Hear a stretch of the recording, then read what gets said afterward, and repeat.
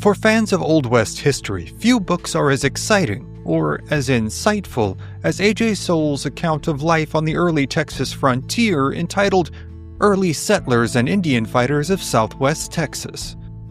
An early Texas settler himself, and a former Texas Ranger, Sowell's text is an invaluable compilation of stories of grit, courage, and cruelty that occurred on every side of the decades-long war for Texas. Tonight, join us as we delve into one of the chapters from this book that best demonstrates the brutality and desperation of life on the early Texas frontier in The Lost Valley Fight. 1874. The following facts of one among the most desperate Indian battles ever waged on the Texas frontier were furnished the writer by Mr. Walter M. Robinson, one of the participants, and who still survives and distinctly remembers all of the terrible scenes through which he passed and witnessed on that day. This battle was fought on July 12, 1874 in Lost Valley, Jack County, between the Texas Rangers, 35 in number, commanded by Major John B. Jones and Captain Stevens, and 200 Comanche and Kiowa Indians, as near as their number could be estimated during a 5 hours battle, the Indians being led by Chief Lone Wolf.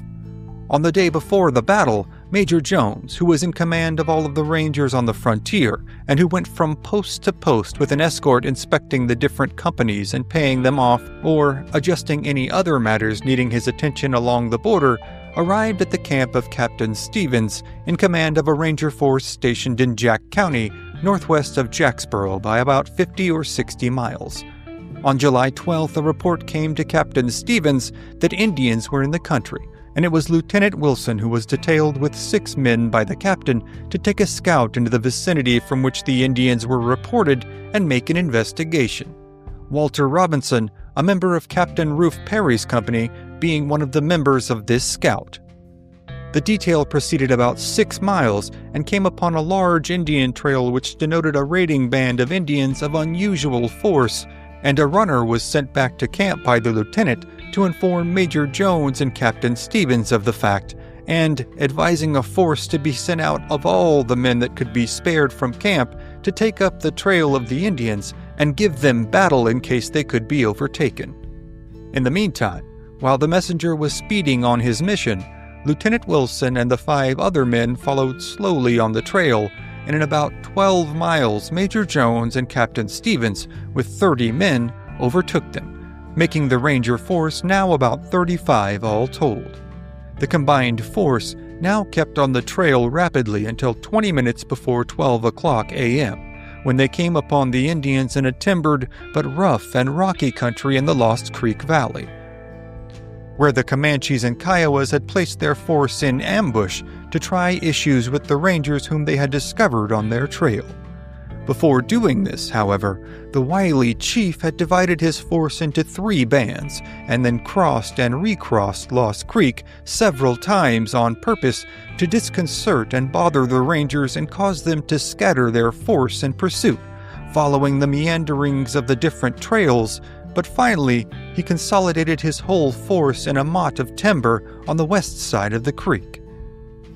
Before locating the Indians, Major Jones divided his force into 3 squads to follow as many different trails, but admonished each to remain in touch with each other and be ready at any moment to reunite in case of an emergency. The Major with 13 men went to the right and skirted around the foot of some hills and came in close range of the timber in which the whole of the Indian force was concealed, and was fired on by them, which was the first intimation he had of their presence.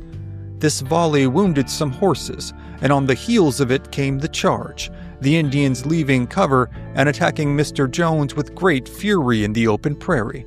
But he stood his ground, and the gallant squad around him opened up a hot fire from their Winchesters into the very faces of the veiling and advancing natives.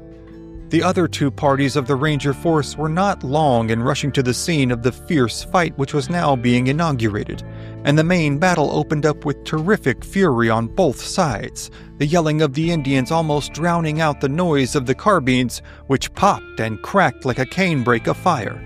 And in a few moments, Lee Corn was badly wounded with a bullet and his horse killed, besides other horses being wounded.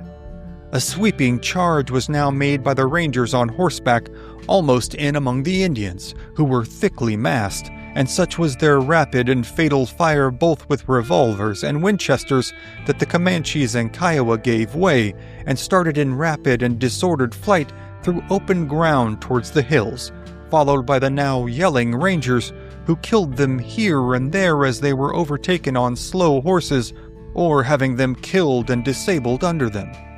In about a mile, another skirt of timber was passed through, in which was a ravine made by washings from the hills.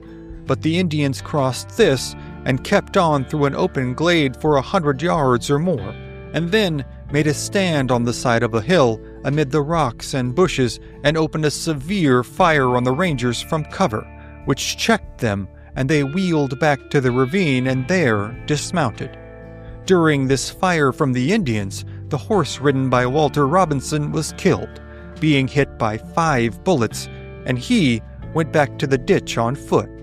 And a gallant young ranger of Stevens' company named Glass was killed, falling in front before the turn back was made.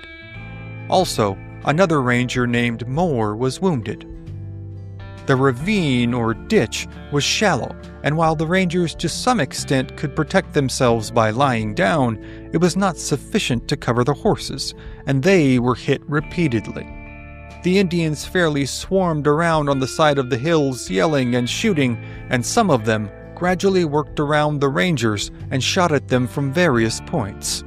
This gallant little band, however, worthy of the name of Texas Rangers, were not dismayed, but would raise their heads above the ravine, take aim at some particular target, fire, and down again just before another charge was made, at the same time shouting defiance to their dusky foes. In about 20 minutes after the ravine was reached, Zach Waddell noticed that Ranger Glass, whom they thought was dead, was kicking around on the ground, and expressed his intention of making a run and bringing him back to the ravine. This looked so much like a man throwing his life away and doing no good that even the officers tried to persuade him from his rash act. But Waddell had his eye on his friend, and all at once leaped out of the ditch and ran rapidly to him, gathered him up in his arms, and started back amid a perfect shower of bullets and demoniac yells of the Indians, and the Rangers in the ditch sprang to their feet, regardless of exposure, returned yell for yell and shot for shot with the Indians, and loudly cheered their gallant comrade, who came staggering wounded and with his burden in among them. He was hit by 5 bullets, but none of them inflicted serious wounds, and one of his boots was nearly shot off at his foot, so much so that he could hardly keep it on. Poor Glass never spoke, but lay there and breathed a while, and then died there in the ravine with his comrades around him, with the noise of crackling carbines, whistling bullets, and savage yells in his dying ears. Here for 5 hours the battle was kept up with only short intermissions. The Indians had plenty of good guns and ammunition, and the balls were almost constantly kicking up the dust around the margin of the ravine or hitting rocks and sending showers of scattered lead among the Rangers. As before stated, some of the Indians went around the head of the ravine, surrounding the Rangers and cutting off Lee Corn and Wheeler and 2 others who had stayed with Corn when his horse was killed and himself wounded, and they were forced to retreat back to the creek and hide themselves in the rank grass and bushes and mud and water in the bank of the creek. The Rangers fighting the battle in the dry ravine suffered greatly for water, remaining 5 hours with the hot July sun beaming down on them. Their tongues swelled, and such was their thirst that they dug in the bed of the ravine with their bowie knives to moist the earth and sucked it between their parched lips, which gave some relief. During all of this time, Major Jones exposed himself greatly and made several narrow escapes. Once, he left the ravine and went to a tree and was watching the old chief Lone Wolf to see if he could tell from his actions what his intentions were or what his next move would be. He talked to the boys and told them to be careful now of their cartridges and not to shoot them all away. Captain Stevens also encouraged the boys by word and example, and in fact neither officers nor men showed the white feather during this trying time. While Major Jones was watching Lone Wolf, he sat down and leaned against the tree, with the balls occasionally skipping all around him. And Walter Robinson and Flint Damon said, "Look out, Major, they will hit you directly." And about this time, a hissing ball came and struck the tree near the Major's head, filling his eyes and face full of bark and splinters, and with such force that he fell backwards on the ground as if killed, but quickly recovered himself. About 1 hour before sundown, some of the Rangers expressed a determination to leave the ravine in spite of the Indians and go to Lost Creek after water, but all were persuaded out of this notion except for two, Bailey and Porter, and they mounted their horses and rode off. 200 yards from the ravine, the Indians ran upon them and killed Bailey in plain views of his companion. His mare, though fleet, failed to run when the Indians came close on account of fright, and reared and plunged until they shot and lanced her unfortunate rider from her back. Porter had better luck, but had a narrow escape for his life. The Indians ran him so close that he was compelled to abandon his horse when near the creek and leap from the high bank into the creek when one Indian was very close, saying, me get you," in broken English as he went over. Now, it happened that the place Porter went over was close to the spot where Lee Corn was in hiding, and, thinking that it was an Indian hunting for him, shot at him as he hit the mud and water a few yards away. But, fortunately, he missed, as he had to aim his gun with one hand, having the other arm badly shattered. In throwing the cartridge from the magazine into the barrel, he had to hold the gun between his knees to do so. When night came, the Rangers back at the ravine were in a terrible strait, and a council was held to determine what was best to do. They were nearly exhausted with thirst and strain and shock of battle, ammunition nearly all gone, dead and wounded comrades scattered here and there, and 14 dead horses besides the wounded laying around in the ditch.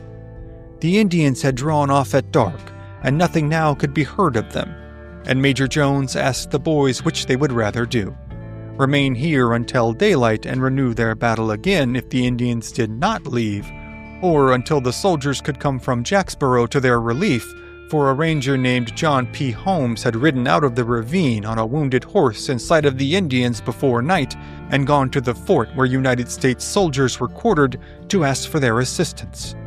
After canvassing the situation thoroughly, the Rangers concluded to leave the ravine and make an attempt to either get to Jacksboro or meet the soldiers. The dead ranger, Glass, was strapped to an Indian horse whose rider had been killed. When all was ready, they silently departed down the ravine, more than half of them on foot, and succeeding in quenching their thirst at a small spring they found, they then kept on for 15 miles to a ranch, and there remained until the following morning and buried their dead comrade.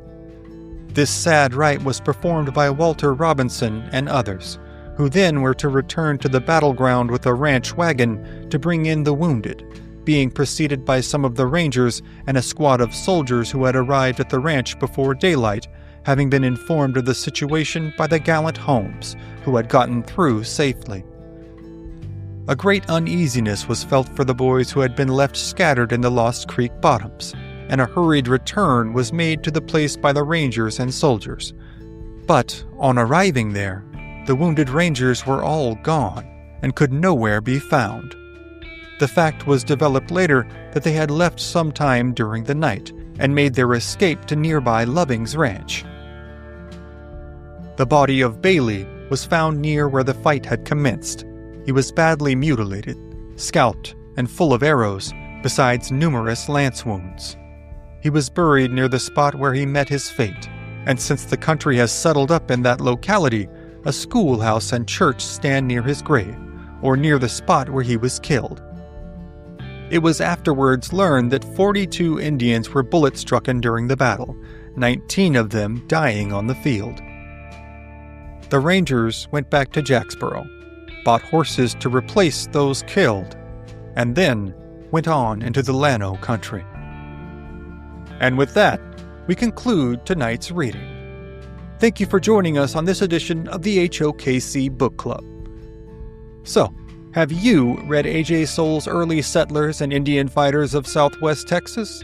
If so, what was your favorite story in it? Let us know in the comments below. If you haven't read it and would like to purchase your own copy, which we highly encourage, the link to purchase this book is in the description below.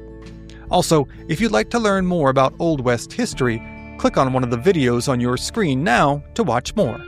And finally, be sure to sign up for the HOKC newsletter. Link is in the description.